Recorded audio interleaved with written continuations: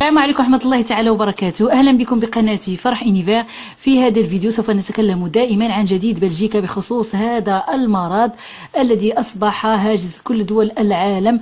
ولكن قبل أن أبدأ هذا الفيديو أتمنى لكل من دخل أول مرة قناتي أن يشترك بها ولا تبخلوا علي بإعجاباتكم وتفعيل الجرس ليصلكم كل جديد. وأهلا بكم دائما بقناتي فرح. لا يزال فيروس كورونا ينتشر بشكل سريع ببلجيكا، حيث تتزايد الإصابات يوما بعد يوم على الرغم من طمأنة السلطات الصحية للمواطنين وإشاراتها المستمرة للوضع بأنه تحت السيطرة. في تقريره اليوم الاثنين 10 من شهر أغسطس، أعلن معهد الصحة البلجيكي سيانسانو أنه تم تسجيل 580.1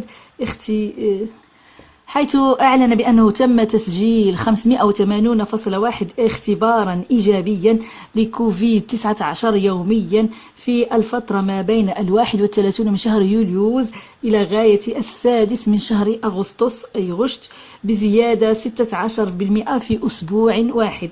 وبحسب معهد سيانسانو، إذا كان المؤشر لا يزال يظهر زيادة في الإصابات، فإن تطور الفيروس يبدو أنه يتباطأ إلى حد ما مقارنة بالزيادة التي تم تسجيلها في نهاية يوليوز، أي التي سجلت سابقا 104%. يعني الآن أصبح تباطؤ في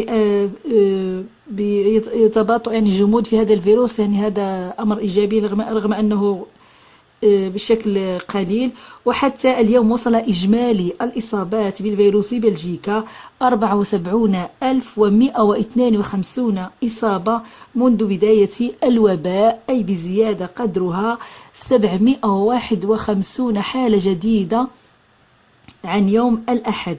Lié au coronavirus et aux chiffres, l'augmentation des contaminations dans notre pays se poursuit, mais elle n'est plus aussi forte que les semaines précédentes. Regardez, ces derniers jours, on comptait 580 contaminations par jour, une augmentation de 16%.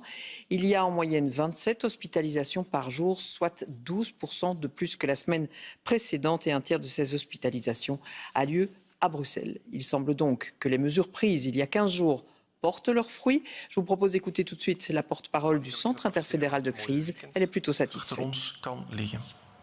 À travers le territoire, la croissance exponentielle semble interrompue.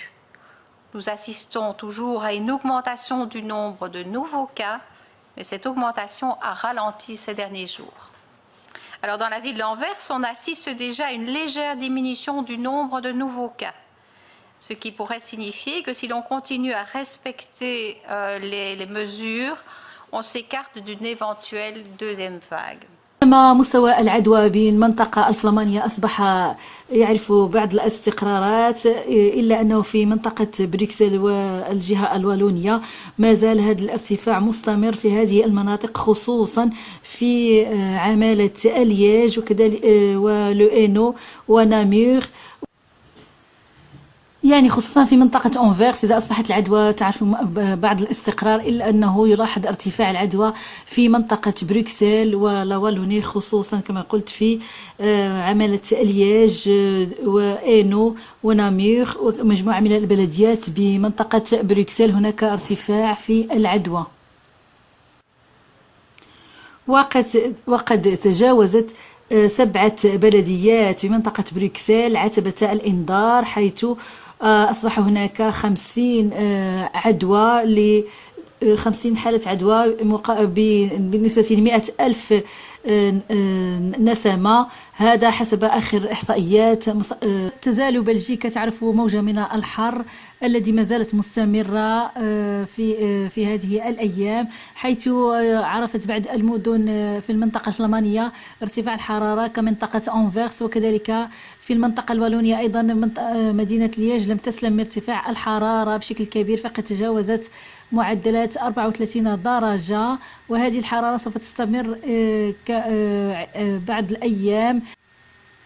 لذلك ينصح بشرب الماء بكثرة، وكذلك عدم عمل يعني حركات مرهقة للأشخاص خصوصا الأطفال والمسنين، واجتناب الخروج في الأوقات التي تكون فيها الحرارة مرتفعة. هذا ما سنراه بالتفصيل في هذا الفيديو. Donc, dans notre pays, le mercure devrait monter jusqu'à 34 degrés aujourd'hui. Et si on prend en compte les températures ressenties, on dépassera largement les 40 degrés à certains endroits. Alors évidemment, cela a des conséquences, notamment sur les concentrations en ozone. Le seuil d'information européen a été dépassé plusieurs fois ce week-end et il le sera encore aujourd'hui. Caroline Dossogne, ce n'est donc pas le moment de faire des efforts physiques? Ah non, ce n'est vraiment pas le moment de se lancer dans des performances sportives. Il faut éviter tous les efforts physiques intenses, mais même d'une manière plus générale, les efforts physiques inhabituels en plein air entre midi et 22h, car c'est la période où les concentrations sont les plus élevées. Et hier, effectivement, ces concentrations ont dépassé le seuil d'information européen en 2 endroits situés en Flandre. Il y a tout d'abord ici près d'Anvers et puis plus loin, tout près du littoral. Ailleurs, c'était un petit peu mieux grâce notamment au vent et puis aussi aux quelques orages isolés. Alors ça ne va pas s'arranger pour aujourd'hui, on va encore dépasser le seuil d'information, ce sera le cas encore les prochains jours, ce n'est que jeudi que ça devrait s'améliorer. Mais alors, ça signifie quoi ces seuils d'information européens, seuils d'alerte également? Tous les pays européens ont décidé qu'à partir d'une concentration de 180 microgrammes par mètre cube d'ozone, il fallait informer la population. Pourquoi? Parce que ces concentrations provoquent des troubles au niveau de la santé, principalement au niveau du système respiratoire. Donc les plus sensibles, les personnes les plus sensibles comme les asthmatiques, les jeunes enfants ou les personnes âgées risquent d'être atteintes à 180 microgrammes par mètre cube. En revanche, il y a aussi le seuil d'alerte. Là, c'est 240 microgrammes par mètre cube. Et là, c'est toute la population qui pourrait ressentir ces troubles. Et donc, vous l'avez bien compris, Véronique, pour l'instant, le meilleur à faire, c'est de rester au frais et au repos. Restez au frais. Merci Caroline Dossogne. Ce sera difficile, cela dit, puisque, je vous le disais, on attend 34 degrés aujourd'hui. À certains endroits, on pourrait ressentir d'ailleurs des températures qui vont monter jusqu'à 40-45 degrés. Ce sera le cas à Liège, où les habitants rêvent d'endroits frais. La ville a des projets, mais ils doivent encore être développés. Reportage de Natacha Mann. Sous un soleil de plomb, il n'est pas encore midi et pourtant, loin des nuages et de l'ombre, le thermomètre affiche déjà 34 degrés. Alors ici, tous cherchent à se rafraîchir, mais force est de constater qu'en plein centre-ville, ce n'est pas chose simple. Je soigne de partout, très franchement. Même à l'ombre? Même à l'ombre. Et ici, pour l'instant, il n'y en a pas vraiment beaucoup, donc c'est un petit peu compliqué. C'est dur, surtout que je vis dans les combles d'un immeuble, donc c'est vrai que c'est pas agréable, mais bon voilà, il va falloir s'y habituer, je pense. Tous se verraient bien au milieu des bois, sous de grands arbres. Il faut dire qu'en ville, le mercure peut afficher jusqu'à 10 degrés de plus qu'à la campagne, pour une raison très simple. Les centres-villes sont des zones où il y a toute une série de matériaux qui vont réfléchir la chaleur, comme par exemple le tarmac ou le béton des bâtiments. Et toute cette chaleur, elle va être répercutée et ça va faire une espèce de dôme de chaleur autour de la ville. Ce qu'on ne va pas avoir à la campagne, parce qu'à la campagne, on va avoir toute une série de zones végétalisées, des forêts, des prairies, etc., qui, elles, vont absorber la chaleur. Il existe pourtant des solutions. Les points d'eau, par exemple, permettent de faire baisser la température, mais il y a autre chose d'encore plus efficace. Une des meilleures solutions, c'est de mettre de la végétation. Alors de la végétation aussi bien dans des parcs ou alors végétaliser des façades. Pourquoi? Parce que d'une part, le béton, si la façade est végétalisée, le béton ne va pas absorber de la chaleur. Et d'autre part, la végétation va pouvoir évaporer de l'eau. Et qui dit évaporer dit consommation de chaleur. Différentes villes réfléchissent à la problématique. À Liège, le collège communal a décidé de lancer un plan d'action intitulé Canopée. Objectif, planter plus de 20 000 arbres d'ici 2030. La végétalisation des espaces publics minéraux est vraiment la clé pour adapter les villes au changement climatique. L'idée, c'est de planter des arbres massivement entre 2020 et 2030, histoire d'obtenir des arbres matures à l'horizon 2040-2050 qui vont procurer un effet rafraîchissant et qui diminuent la température. Actuellement, la ville de Liège réalise une étude afin notamment de déterminer où les nouveaux arbres seront plantés. Les premiers devraient l'être en 2021. D'eau dans les toilettes publiques, mais pas de fontaine dans les rues. Dans la capitale wallonne, le constat est criant. Personnellement, je les utiliserais pas, mais après, si quelqu'un a besoin de boire par les fortes chaleurs, je trouverais ça bien, oui. En cette période, je suis pas certaine que ce soit vraiment l'idéal d'aller mettre ça. Parce que bon, forcément, tout le monde va enlever le masque, tout le monde va aller mettre peut-être ses mains, sa bouche. C'est vrai que c'est intéressant quand même, de l'eau un peu gratuite pour tout le monde. Comme ça, même pour les SDF plus précisément, eux aussi pourraient avoir de l'eau. Il y a des fois où on n'a pas forcément 1 euro en poche pour acheter une bouteille d'eau ou quoi que ce soit. Et je trouve que c'est vraiment une très très bonne idée. En France, j'ai vu hier, il y en a partout. Ici, il y en a où? Dites-moi. Pour le moment, nulle part ici à Namur, mais depuis les dernières canicules estivales, la réflexion est en cours. Force est de constater que sur Namur, il n'y en avait pas encore et donc on travaille pour y remédier à travers la constitution d'un réseau de plusieurs fontaines que l'on souhaite mettre en application le plus rapidement possible. Initialement, un réseau de 7 fontaines devait être installé cet été, mais il y a eu des retards à cause de la crise sanitaire. Quant à la gestion de ces points d'eau, elle sera assurée par la Société Wallonne des Eaux via une convention. Nous avons été sollicités par 2-3 communes. Donc l'objectif est, en tout cas, au travers de l'expérience que nous pourrions mener avec la ville de Namur, c'est de pouvoir en tirer tous les enseignements. Autre ville, autre réalité, à Liège, 9 fontaines d'eau potable sont accessibles et permettent de remplir gourdes ou bouteilles. C'est très très utile et ce point d'eau tombe bien à point. C'est parfait. Avoir de l'eau potable et bien fraîche comme ça, donc c'est quelque chose de bénéfique, surtout pour les enfants. Reste un constat, peu de grandes villes wallonnes offrent ce service aux citoyens. À Charleroi, pas de fontaine d'eau non plus, mais une distribution d'eau sera assurée pour les personnes les plus fragiles.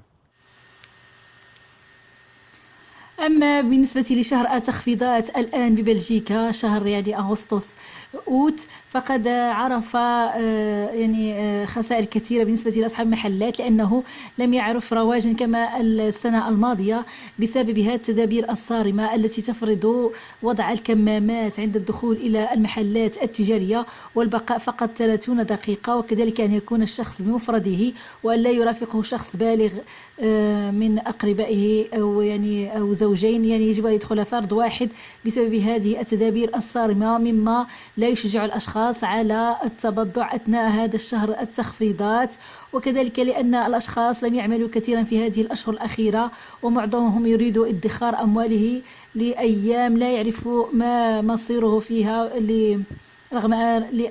لأن العديد من الأشخاص يحبون التوفير بدل أن يصرفوا هذه الأموال لأن وجود هذا المرض قد حد من العمل والعديد دخلوا فيما يسمى بالبطالة المؤقتة يعني الشوماج تومبورير مما يجعلهم يفضلون ادخار أموالهم بدل صرفها كما في الأعوام السابقة التي كانت تعرف هذه الفترة جذب العديد من الأشخاص من أجل التبضع والاستفادة من هذه التخفيضات التي تكون في هذا الشهر. هذا ما سنراه بالتفصيل في هذا الفيديو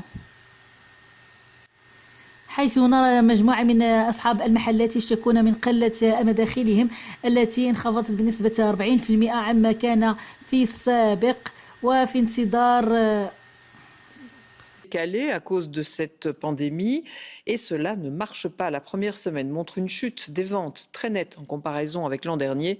Le syndicat neutre pour indépendants parle de 35 à 40% de baisse. Les obligations sanitaires font visiblement fuir le client.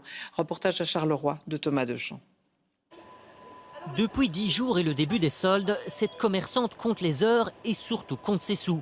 Peu de travail et peu de rentrée, même pour un lundi matin, l'ambiance est exceptionnellement calme. Pour des soldes, c'est très calme, oui. Comparé à l'année passée, on a déjà une full day 10 heures où les chiffres sont à 400 € de l'heure. C'est très très compliqué. Là, on a des 100, 120 €. Le magasin est vite rangé, vous voyez. Magasin vite rangé et clients vite partis. 30 minutes par échoppe, pas plus, c'est la règle cette année. Une règle qui en a découragé plus d'un à pousser les portes des centres commerciaux. On n'a vraiment pas beaucoup de temps parce qu'on nous observe, on nous regarde, on nous précipite un petit peu et donc du coup on a le temps de rien voir, rien chercher vraiment et si c'est pour acheter pour ne pas avoir ce qui nous plaît, ça sert à rien non plus. Donc Généralement j'aime bien regarder les vêtements, c'est vrai. Et j'aime passer du temps dans les magasins et c'est vrai que 30 minutes c'est assez tôt. Puis il y a le masque qui nous empêche de respirer, ce qui est vraiment horrible. Donc voilà, non, j'ai pas fait les soldes à ce moment-là, quoi. Résultat, après plus d'une semaine de promotion, le bilan est désastreux. Les rentrées sont en baisse de 40% par rapport à l'année dernière. Le syndicat Neutre pour Indépendants pointe ses contraintes de temps, mais aussi l'obligation de faire son shopping en solitaire. Ce qui est totalement à l'antipode, je dirais, des logiques du shopping et des soldes, plus qu'habituellement. Les soldes, on les fait en famille, on le fait avec son mari, on le fait avec ses enfants ou avec sa bulle sociale. Et donc, effectivement, c'est un gros problème. Ils sont plus réticents cette année. Il y a le port du masque, il faut se désinfecter les mains, on ne peut pas rentrer en famille, on ne peut pas rentrer en couple, entre amis. L'affluence est beaucoup moins importante. Le fait aussi que les personnes ne peuvent pas venir avec un accompagnant, forcément, est un frein supplémentaire. Donc les gens sont beaucoup plus réticents. La canicule, mais aussi et surtout les inquiétudes socio-économiques de la population ont sans doute accentué la tendance. Un consommateur qui craint pour son avenir est généralement un consommateur qui préfère garder ses sous pour plus tard. وليس بعيدا عن بلجيكا أيضا فرنسا نظرا لارتفاع العدوى أيضا بمجموعة من المناطق الفرنسية أصبحت أيضا تجبر الأشخاص في مجموعة من الأماكن على ارتداء الكمامات في الأماكن العامة. فقد أصبح إجباريا ارتداء الكمامات في مجموعة الأماكن في هذه المدن مثل باريس، مارسيل، غين،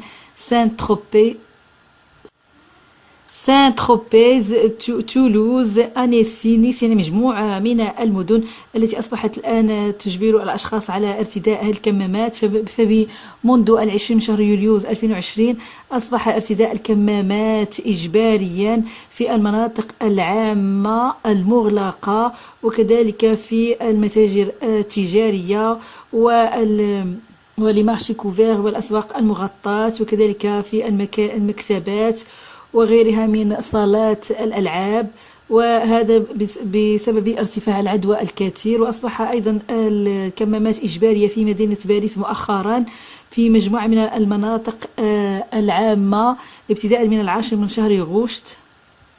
فقد أصبح إجباريا وضع هذه الكمامات في مدينة باريس في مجموعة من الأماكن العامة، يعني ليس كل الأماكن ولكن مجموعة من الأماكن العامة ابتداء من 10 من شهر غوش، يعني اليوم الاثنين. ومن لم يعمل هذه الكمامات سوف يبدأ من غد إعطاء يعني يتعرض لغرامات قيمتها 135 أورو. وقد سبقت باريس أيضا مدينة مارسيل البارحة بفرض الكمامات في مجموعة من الأماكن أيضا في مدينة مارسيل الفرنسية.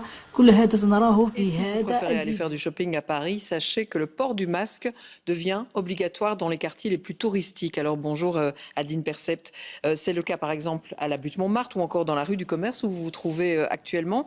Mais par contre, ce n'est pas le cas. Il ne faut pas porter le masque sur les Champs-Élysées ou près de la Tour Eiffel. C'est pas simple de s'y retrouver quand même.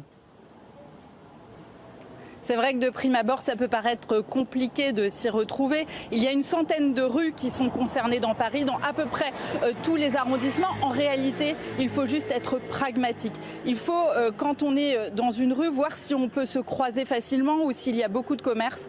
Et effectivement, si on ne peut pas se croiser, si la distanciation sociale, on ne peut pas la respecter, eh bien, à ce moment-là, on met le masque. Alors pourquoi cette mesure? Parce qu'on sait qu'à Paris et en Ile-de-France, le virus circule plus activement depuis la mi-juillet. 2,4% de tests qui s'avèrent positifs contre 1,6% de moyenne nationale. Alors effectivement, il y a aussi d'autres villes en France et notamment dans les régions côtières où ce genre de mesure est désormais pris. Ici à Paris, en tout cas, on vient de voir la police passer plusieurs fois dans la rue pour commencer à avertir les gens. On fait de la pédagogie. D'ici 15 jours, ça va devenir fortement contraignant. Comme d'habitude, des amendes de 135 € pour les contrevenants.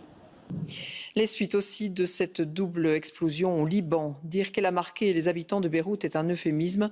Ils sont aujourd'hui traumatisés. Certains sont en colère. C'est ce qu'a pu constater aussi Quentin Warlop à l'aéroport de Bruxelles ce matin. Un avion en provenance de Beyrouth devait atterrir peu après 10 heures et à son bord, des passagers meurtris. Des bandages sur une partie de leur corps, stigmates de l'explosion de Beyrouth. Tim et sa femme étaient dans leur appartement soufflé par l'explosion. Eux ont été sauvés parce qu'ils étaient assez loin de leur fenêtre. La vie ou la mort dépendait de l'endroit exact dans l'appartement. Il y a beaucoup de gens qui sont morts parce qu'ils étaient quelque part où les pièces de la fenêtre ont volé dans leur corps. Et donc, Pour nous, c'était le bon endroit. Tous sont touchés par des bris de verre. Blessés mais vivants, ces Belges étaient à moins d'1 kilomètre du lieu de l'impact. Les hôpitaux, il n'y avait pas de question d'entrer dans l'hôpital. Alors on a tourné 4-5 hôpitaux, il n'y a pas de place, où les hôpitaux étaient fort détruits aussi. Et puis c'est mon employeur qui m'a pris en charge chez lui. On a trouvé un médecin qui est venu à domicile pour faire tous les points de suture. Mais ça va. Le vol de ce matin a été complet. Libanais ou Belges soulagés de rentrer, mais choqués.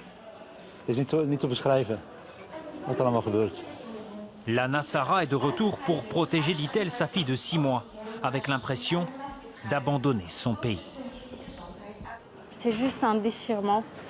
La majorité des gens sont encore sous le choc, et moi inclus. Et il faut vraiment que le Liban soit aidé, parce que le Liban ne s'en sortira pas sans aide aujourd'hui. Premier vol retour de Beyrouth et premier départ aussi. Presque personne. Claude, lui, a de la famille et des amis victimes de l'explosion. Pour l'instant, il faut juste ramasser ce qui a été cassé pour reprendre un peu de force et pour redémarrer, prendre un nouvel élan et redémarrer. C'est vraiment une attitude libanaise que quoi qu'il se passe, c'est un peuple qui est incassable. Qu'il soit de retour ou qu'il décolle vers le Liban, tous sont touchés par l'explosion qui marquera à jamais l'histoire du pays.